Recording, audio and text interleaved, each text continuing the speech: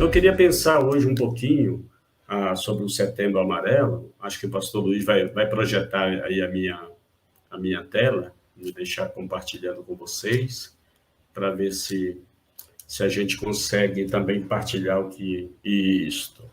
Muito bem.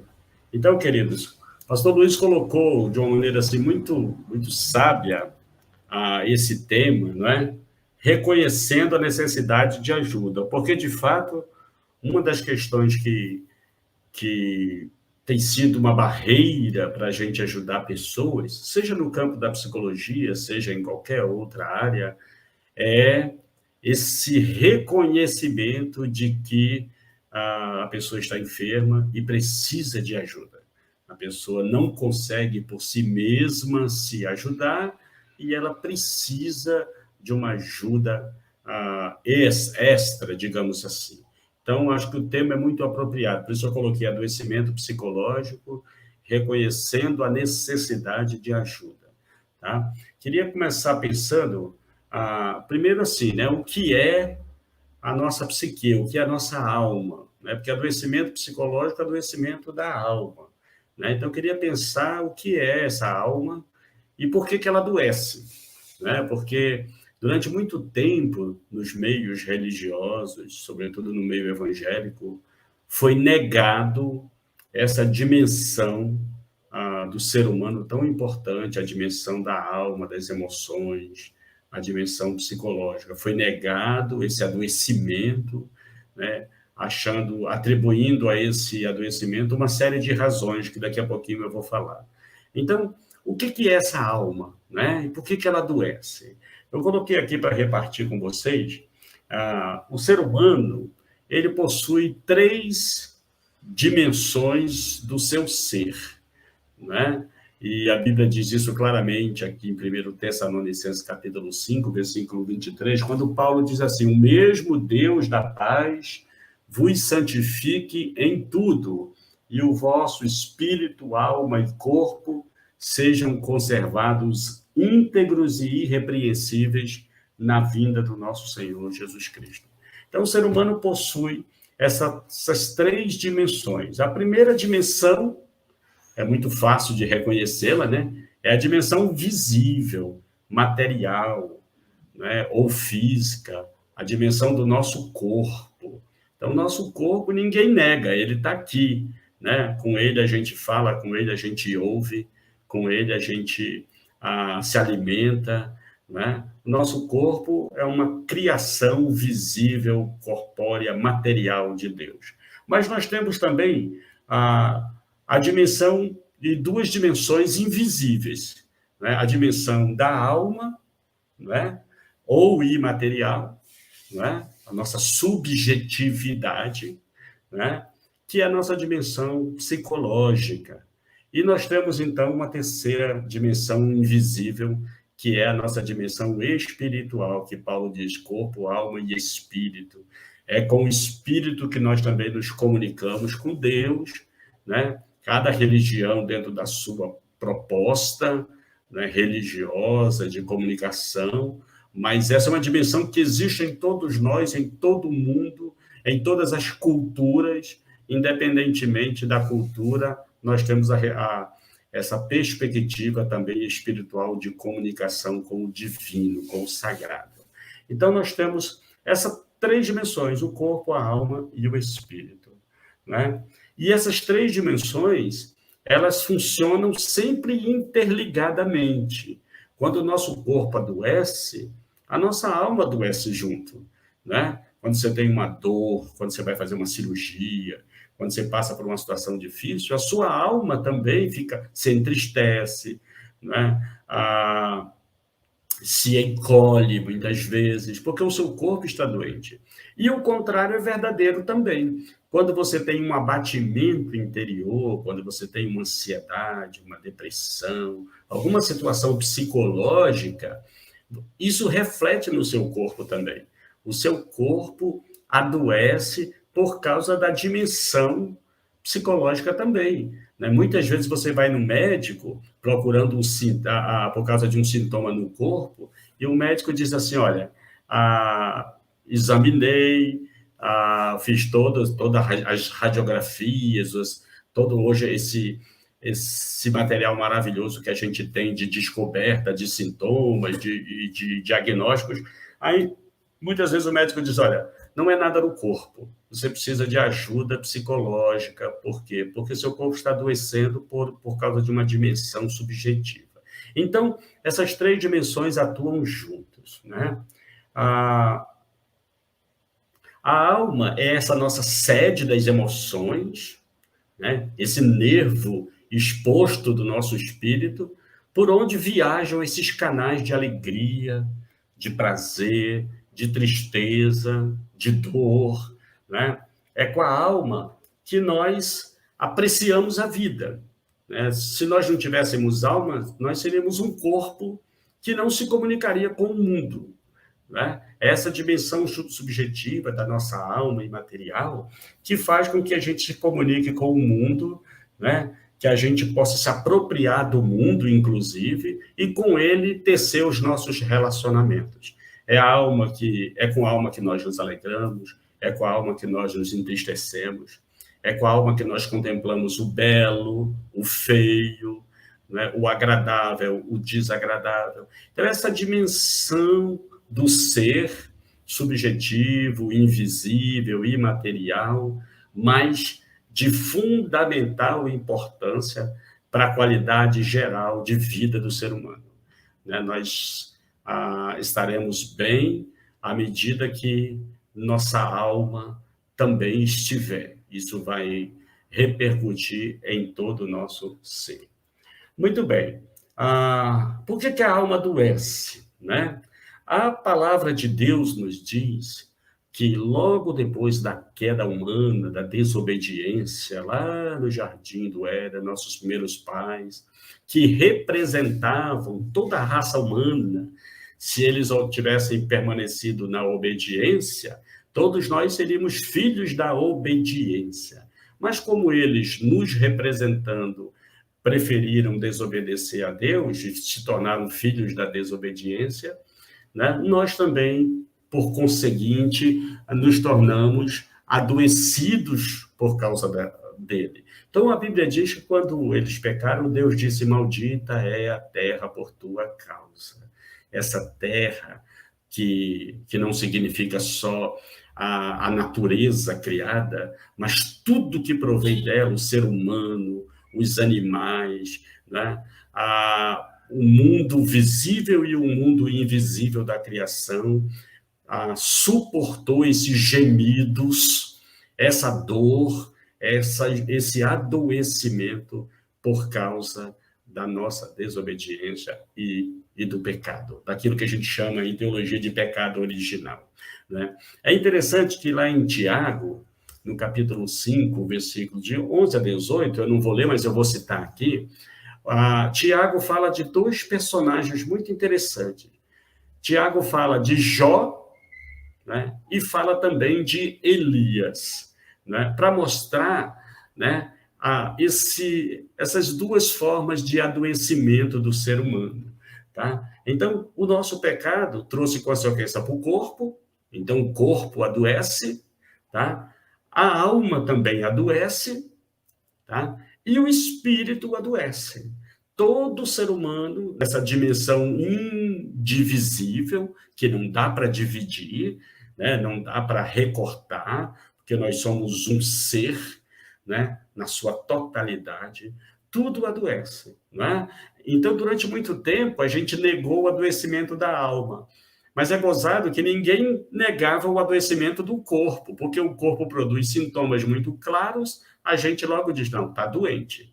Mas muita gente negava o adoecimento da alma. Nós somos, como eu disse, volto a repetir, né, indivisível. Tudo nosso é integrado, de maneira que o corpo adoece, a alma adoece e o espírito também adoece. A doença, então, pode acometer qualquer um de nós. Então, o primeiro personagem que Tiago cita é o personagem Jó, que todos nós conhecemos. E todos nós sabemos o grande drama pelo qual Jó passou. Esse texto de Jó, capítulo 2, versículo de 7 a 13, conta um pouquinho mais detalhado a condição física do patriarca Jó depois que ele adoeceu. A Bíblia diz que ele ficou numa situação deplorável por causa das chagas, das úlceras, da sua doença, a ponto de o texto bíblico dizer que ele se sentava e com um caco de telha ele raspava as suas ulcerações. Eu imagino que com pus, com sangue, né, com muita dor física. A Bíblia diz que a situação foi tão difícil que os seus 3 amigos que vieram visitá-lo se assentaram, triste, passaram um tempo longo sem citar uma palavra para ele, de tão assim mexidos, de tão acometidos daquela situação que o patriarca Jó estava passando. A mulher dele, a esposa dele, se desesperou a tal ponto de dizer: tu ainda conservas essa tua fé, dada essa situação tão catastrófica que você está passando, amaldiçoa esse teu Deus e morre. Né? Então, Jó é um exemplo bíblico de que o ser humano está sujeito ao adoecimento físico. Né? Nós adoecemos, a doença pode chegar para qualquer um de nós. Né?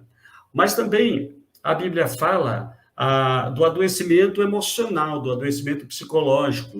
E aí Tiago cita Elias, o grande profeta de Israel. É interessante que Elias era um homem vitorioso na oração. A Bíblia diz que ele, por 3 anos e 6 meses, orou e não choveu. E depois ele orou e choveu. Ele era vitorioso na batalha espiritual, ele desafiou 450 profetas falsos de Baal e os venceu lá no Monte Carmelo. Ele era um homem de oração, era um homem de autoridade espiritual. Mas quando ele foi ameaçado de morte, né, ele teve um medo repentino que se apoderou dele de tal forma que a Bíblia diz que ele caminhou 40 dias sozinho, sabe? Largou a companhia do seu moço, se isolou do mundo, entrou numa crise tão grande que a Bíblia diz que ele teve que ser alimentado por um anjo que apareceu a ele, dizendo: Elias, come, porque o teu caminho será sobremodo longo. E ele fica 40 dias caminhando até Horebe, até o Monte Horebe, né? Até o Monte Carmelo, e ele então entra numa caverna e pede para morrer. Ele diz: basta, toma agora a minha vida, ó Senhor, porque não sou melhor do que meus pais.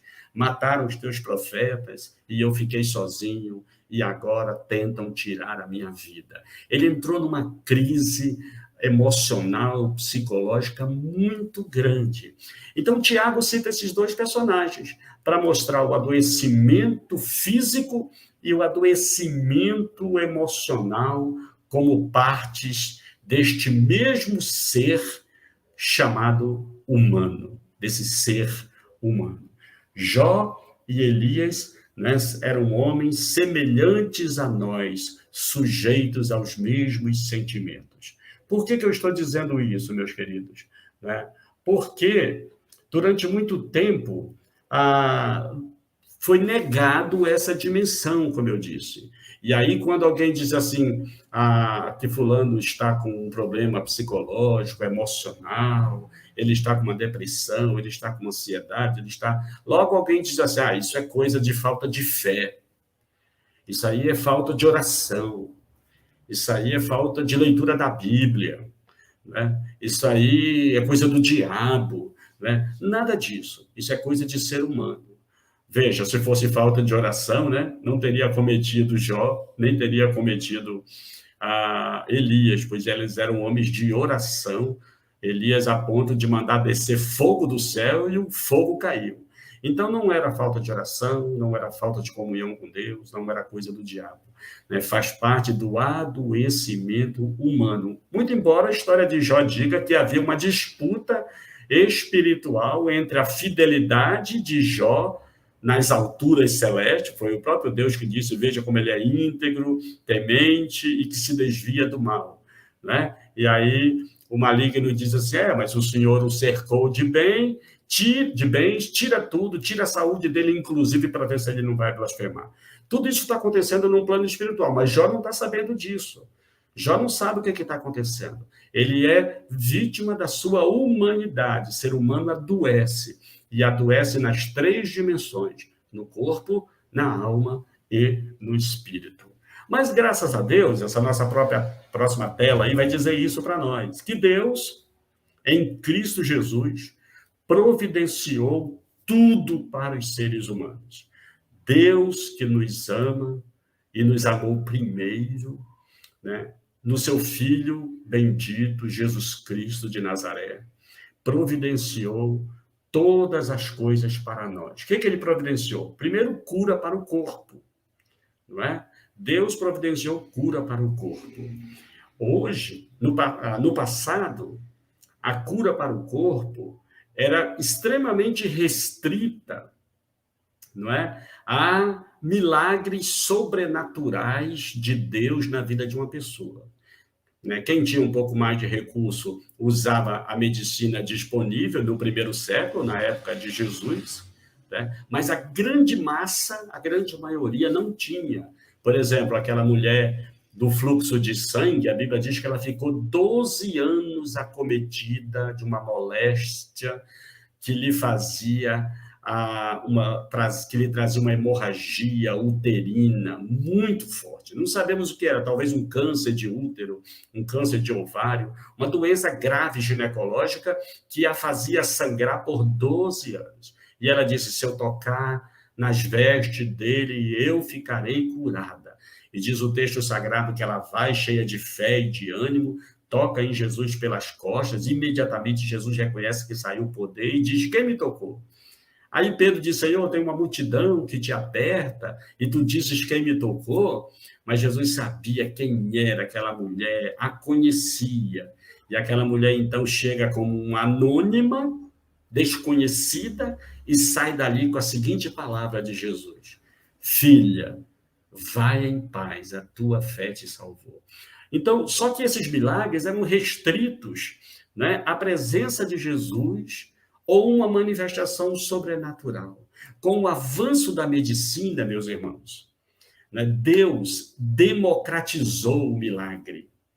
Democratizou. Agora não é para poucos, mas com o avanço da medicina, todos podem ter acesso ao exame, ao diagnóstico, ao tratamento, né, para a cura do seu corpo. A medicina tem sido extraordinária, né, na cura dos corpos dos seres humanos que foram criados à imagem e semelhança do nosso Deus. Então, Deus providenciou a cura para o corpo, mas Deus também providencia e providenciou ajuda e socorro para a alma. Então, nós temos também pessoas preparadas, né, cientificamente para ajudar, né, aqueles que sofrem, né, os seus distúrbios emocionais, psicológicos, distúrbios da sua alma. Deus também democratizou esse milagre, fazendo com que não só a dimensão material, não só o corpo receba a bênção da cura, mas também a dimensão subjetiva, a dimensão imaterial, a dimensão psicológica seja tratada por gente séria, gente pautada na ciência, gente que faz o melhor para ajudar o outro. Assim também como Deus, em Cristo Jesus, trouxe salvação para o espírito, a salvação espiritual, que além de trazer paz nesse mundo, nos remete também para uma dimensão pós-morte, porque aquele que crê em Jesus de todo o seu coração, ainda que morra, viverá, disse o próprio Filho de Deus. Então, Deus em Cristo providenciou tudo, cura para o corpo, ajuda e socorro para a alma e salvação para o espírito. Pois bem, como cuidar, então, das doenças da alma? Né? Como cuidar dessa dimensão imaterial, subjetiva, que a gente não vê, mas sabe que está sofrendo? O primeiro aspecto tem a ver com o tema da nossa palavra. Primeira coisa é admitir a necessidade de ajuda. Às vezes eu atendo lá no meu consultório pessoas que me procuram, ou mesmo no gabinete pastoral para um aconselhamento, e às vezes a pessoa diz assim, olha, eu vim porque a minha esposa quis, ou eu só vim porque minha mãe me trouxe, mas eu mesmo não sinto necessidade disso. Eu mesmo não gostaria de ter vindo. Quando essas coisas acontecem, fica muito difícil a gente ajudar, porque a pessoa que vem está fechada, né, para se abrir, né, porque a ajuda tem a ver com a fala é libertadora, a fala vai desatando esse nó da alma, mas a pessoa vem fechada, vem bloqueada, vem resistente, né, e aí ela é pouco colaborativa, ela é pouco participativa, a gente não consegue fazer muita coisa.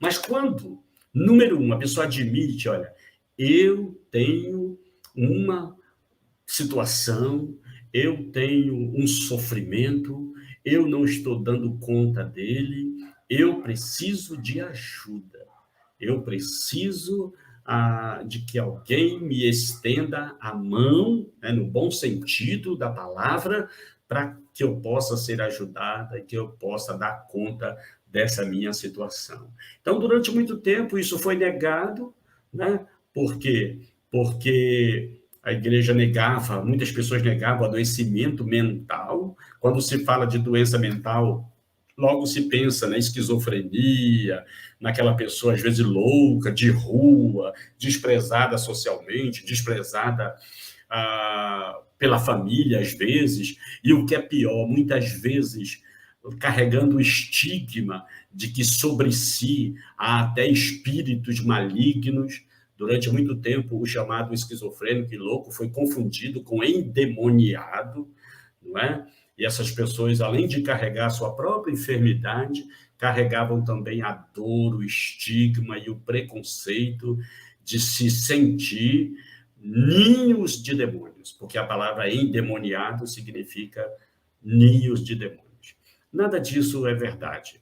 Né? Tudo isso tem que ser desconstruído. É claro que nós não negamos a dimensão espiritual, nós não negamos que haja, em muitas ocasiões, né, uma influência maligna sobre a determinada pessoa, mas jamais dizemos, né, que uma pessoa com doença, com transtorno mental, com uma esquizofrenia, né, com uma situação psicopatológica, psicótica, né, que jamais atribuímos isso à obra do diabo, porque não é sábio dizer isso, não há respaldo nenhum para se afirmar isso, né, porque nós entendemos hoje, já sabemos pela ciência, que os transtornos psicóticos, né, eles têm, não sabemos exatamente a sua causa, mas ele traz um sofrimento terrível sobre o ser humano.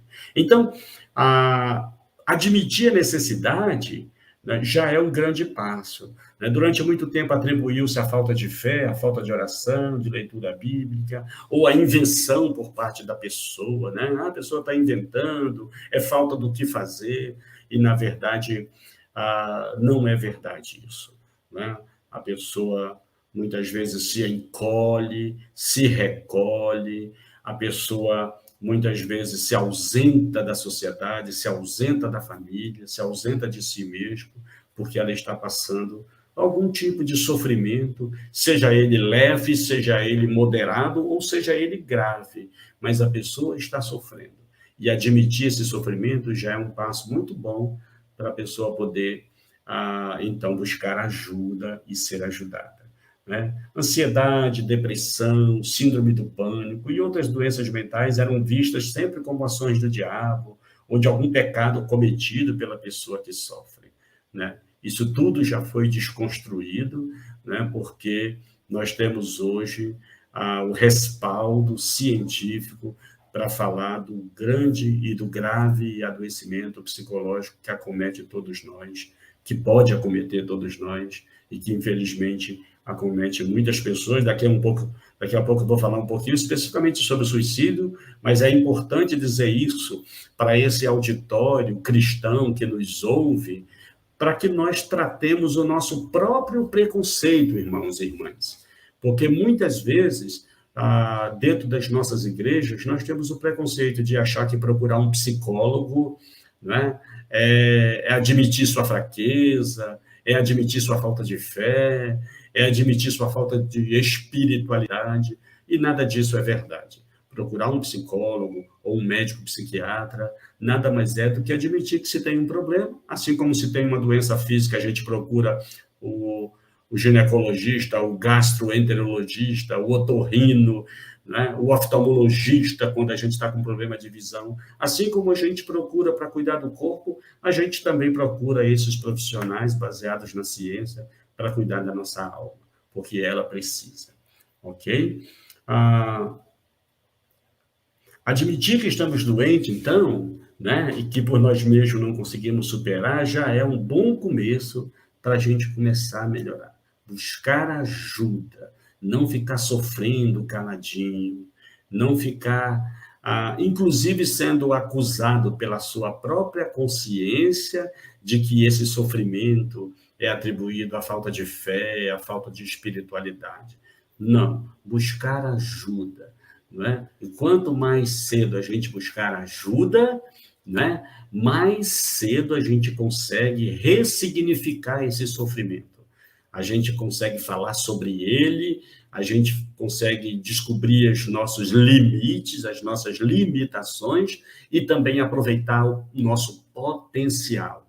Tudo de bom, de maravilhoso, de grandioso que cada ser humano carrega dentro de si, mas que às vezes está adormecido por causa de um trauma, por causa de uma situação que viveu, por causa de palavras, às vezes, terríveis, sobre as quais sofreu, viveu, etc.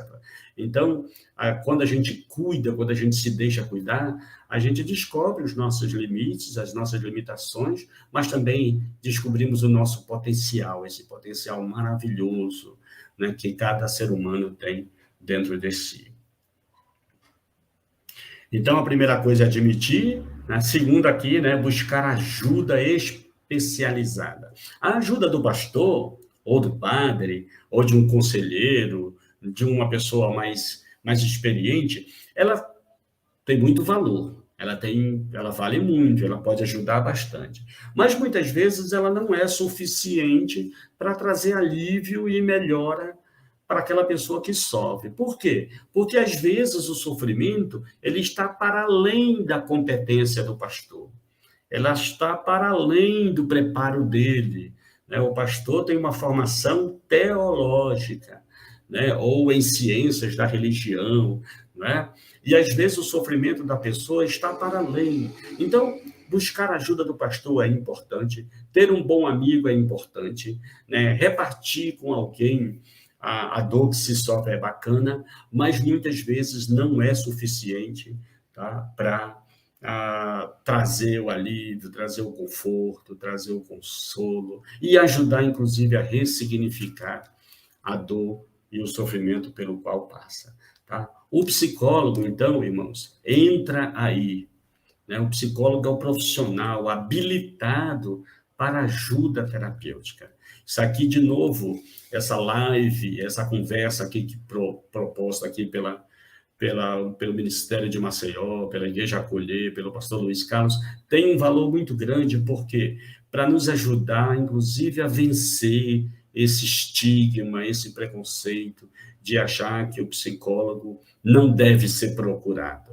Né? Assim como a gente procura um dentista quando a gente tem uma dor de dente, assim como a gente procura um podólogo quando a gente tem um problema lá no pé, numa unha encravada e precisa de ajuda. A gente também tem, graças a Deus, por causa da democratização do milagre, nós temos a presença desses profissionais habilitados para ajuda terapêutica. Isso é muito bacana. O psicólogo, portanto, é o profissional das questões da alma, né?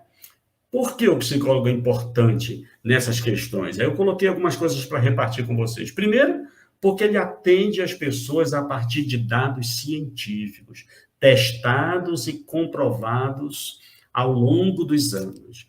Então, o psicólogo é um profissional que trabalha baseado na ciência. Ele não trabalha baseado naquilo que ele acha, na sua própria perspectiva daquela enfermidade, né, no seu próprio sentir ou deixar de sentir o que está acontecendo com o outro. Não.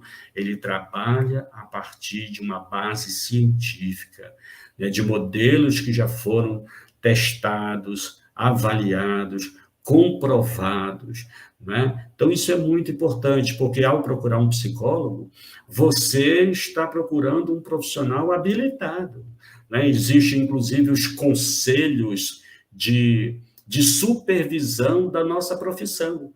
Tem na região, nos estados, nós temos o Conselho Regional de Psicologia. A nível federal, nós temos o Conselho Federal de Psicologia, que supervisiona, né, a nossa atuação como psicólogo. Então, meu irmão, quando você precisar, né, pode ir sem medo, pode ir sem reservas, pode ir sabendo que você está procurando alguém que vai trabalhar você ou trabalhar com você baseado em dados científicos, testados e comprovados. Tá? Segunda coisa, porque o psicólogo tem uma escuta diferenciada. Tá? Escutar em psicologia é muito mais do que ouvir. Né? Escutar em psicologia tem a ver, né, com algo muito mais profundo, né, com um acolhimento empático. Empatia significa essa habilidade treinada de se colocar no lugar do outro, não é? De tentar sentir aquilo que o outro está sentindo, mas também de ter uma visão diferenciada daquilo que o outro está sentindo. Né? Então, isso chama-se empatia e simpatia. Né? Essas duas palavras, é interessante que a palavra empatia, simpatia, ela vem da mesma raiz da palavra patos, patologia. Empatia, simpatia, patologia, quer dizer, o adoecimento, né? Mas também a capacidade de acolher, ajudar, ouvir, né? E devolver muitas vezes para a pessoa, para o paciente, para o cliente, para o sujeito, pensar naquilo que ele está agindo. Então, o psicólogo, ele tem essa escuta diferenciada. Em terceiro lugar, ele tem intervenções bastante pontuais, né? Ou seja, ele sabe como e onde tocar a pessoa, devolvendo a ela essas questões para ela pensar, para ela analisar. Ou seja, em psicologia, o profissional trabalha junto com o paciente, com o cliente, com o sujeito, com a pessoa, né, que está buscando. De maneira que esse processo de cura, né, a cura em psicologia é bastante diferente da cura em medicina. Né? A cura em psicologia leva em consideração esse processo, essa partilha, esse repartir, né, daquilo que o sujeito traz, o profissional acolhe, né, reflete junto, devolve para refletir, e tudo isso vai trazendo, vai desatando esse nó, vai ajudando o outro a pensar, né, na sua vida, nas suas questões, nas suas coisas, onde foi que ele exagerou um pouco mais, onde foi que ele deixou de lado determinadas coisas importantes. Enfim, isso é muito importante, esse profissional da psicologia. Ok? Queria falar agora um pouquinho, tudo isso, né, para a gente chegar aqui no Setembro Amarelo. Né? Hoje, como o pastor Luiz falou, nós vivemos o Setembro Amarelo, que traz uma reflexão sobre o suicídio. Na Bíblia, nós tivemos alguns casos de suicídio.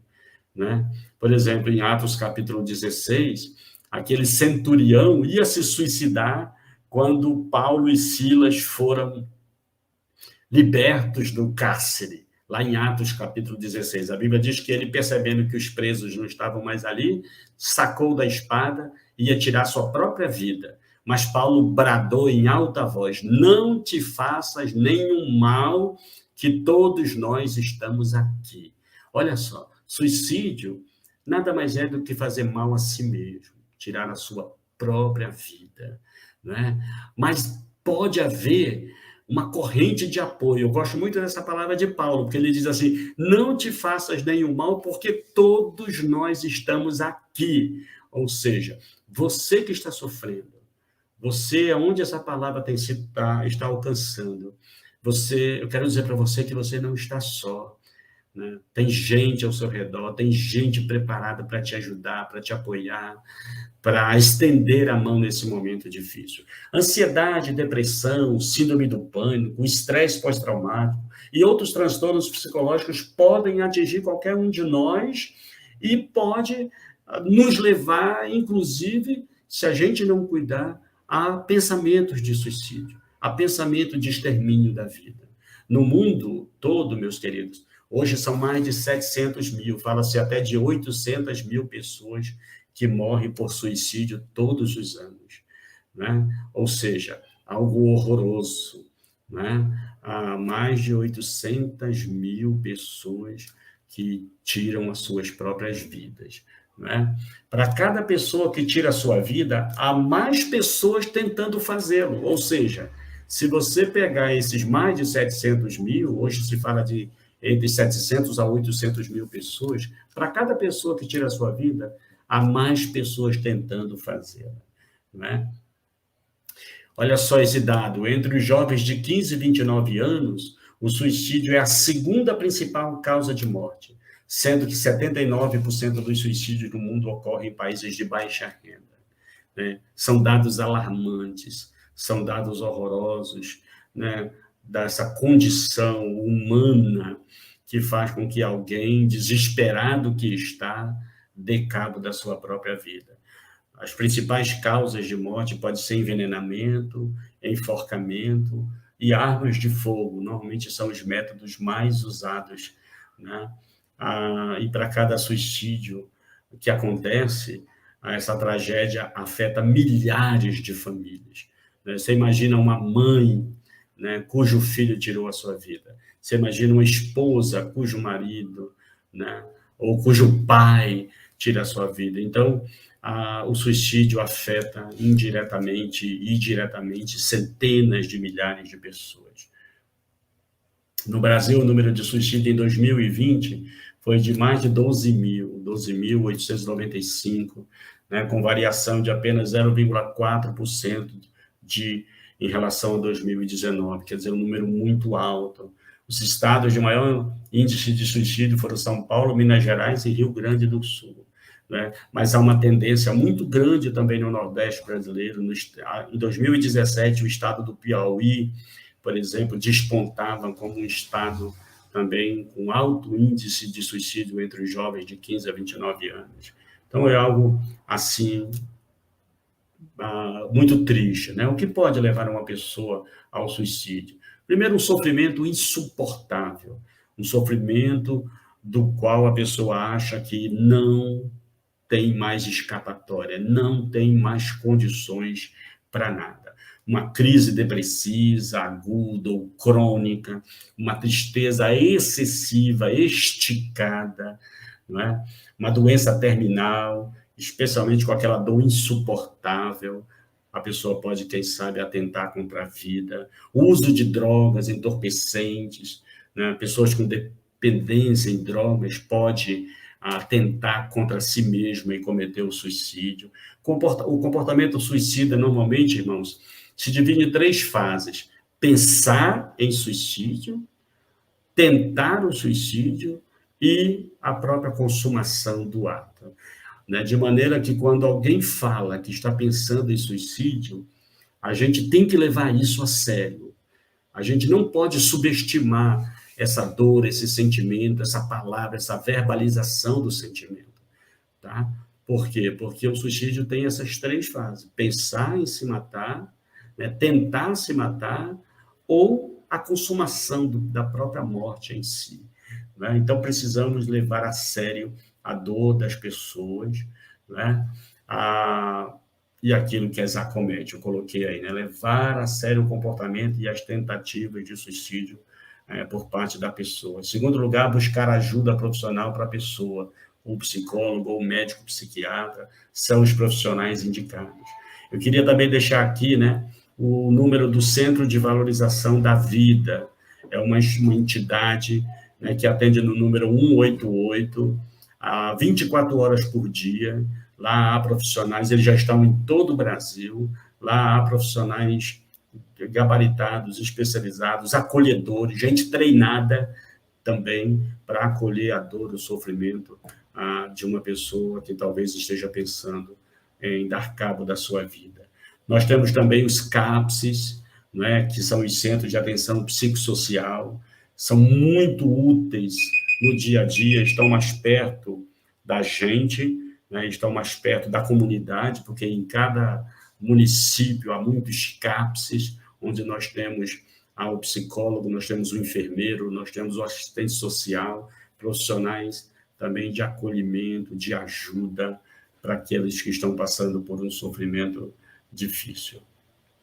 Os pastores podem ajudar também, né? E os pastores também passam por essas situações, né? Nós tivemos, até 2019, cerca de 17 casos de pastores que se suicidaram no Brasil, né? Uma pesquisa, até há pouco tempo, dava conta de que 70% dos pastores lutam contra a depressão, 71% se dizem esgotados, 80% acreditam que o ministério pastoral afeta negativamente suas famílias e 70% dizem não ter um amigo próximo. Olha só, são números aterradores para nós, né, daqueles que cuidam de nós, mas às vezes não tem ninguém para cuidar deles. Aqueles que nos orientam a buscar ajuda, mas eles mesmos estão sofrendo e não buscam ajuda para si, né? Então, pastores podem passar por essa situação também. A causa mais comum notificada para o suicídio de pastores é a depressão, né, associada ao esgotamento físico e emocional. Há uma pesquisa nos Estados Unidos que deu conta de que pastores lá trabalhavam mais de 50 horas por semana. Então, quer dizer, o esgotamento físico, o esgotamento emocional, traições ministeriais, baixos salários, isolamento pela falta de amigos, né? Tudo isso, em conjunto, pode levar um líder cristão, um líder religioso, pastor ou não, né? Isso também acomete padres, acomete freiras, acomete outras pessoas a tentarem se suicidar, né? Para concluir, o meu tempo de 40 minutos aqui já terminou, eu queria dizer o seguinte: primeiro, né, trabalhar nossa qualidade de vida. Descanso e saúde são fundamentais para as nossas vidas. Lá em Marcos, capítulo 6, versículo 30, diz que os discípulos voltaram depois daquela pregação. Lembra que Jesus mandou de 2 em 2, eles saíram pregando, ensinando, curando e expulsando demônios. E eles voltaram, cansados, mas com muita vontade de fazer um relatório para Jesus da atividade. Eles disseram: Senhor, em teu nome até os demônios se submetem a nós. Aí Jesus disse assim: alegrai-vos, não porque os demônios se submetem a vocês, mas porque o nome de vocês está escrito no livro da vida. Imediatamente, o texto do versículo 30 do capítulo 6 de Marcos diz assim: Jesus disse a eles: vinde repousar um pouco à parte, porque eles não tinham tempo nem para comer, visto ser numeroso aqueles que iam e vinham. Então, eles pegaram um barquinho e foram para o outro lado do Mar da Galileia. Então, veja, descanso e saúde são importantíssimos para a gente não adoecer mentalmente, para a gente cuidar da nossa saúde mental. Segunda coisa, lazer e amigos são indispensáveis para uma qualidade de vida. É muito bom a gente ter um tempo de lazer, um tempo de descanso, um tempo de sono reparador. Tem gente que já não dorme mais de tanto trabalho. Isso traz uma péssima qualidade de vida, né? A presença de amigos, né, para você, um amigo que você possa falar bobagem, rir à vontade, contar uma piada, né, que você possa ser cuidado por ele, e você possa cuidá-lo também reciprocamente. Tudo isso traz uma qualidade de vida tremenda. Submeter-se a uma mentoria, ou mesmo uma psicoterapia, tá? Terapia era uma coisa que todo mundo deveria fazer. Todos nós precisaríamos nos submeter a uma mentoria, né, a uma ajuda, ou mesmo a uma psicoterapia. Procurar um profissional, deitar-se ali no divã, ou sentar-se na sua poltrona, num ambiente confiável, num ambiente sigiloso, guardado pela ética profissional, poder ter essa liberdade, esse espaço de fala. A fala é libertadora. E Jesus disse que a boca fala do que está cheio o coração. Então, não foi o Freud que inventou que, se falando, você desabilita o nó da alma. Foi o Senhor Jesus Cristo que disse que a boca fala daquilo que está cheio o coração. Então, eu queria deixar aqui para vocês essa fala, essa palavra. Eu espero que ela tenha sido esclarecedora, abençoadora para todos. Agradeço a oportunidade.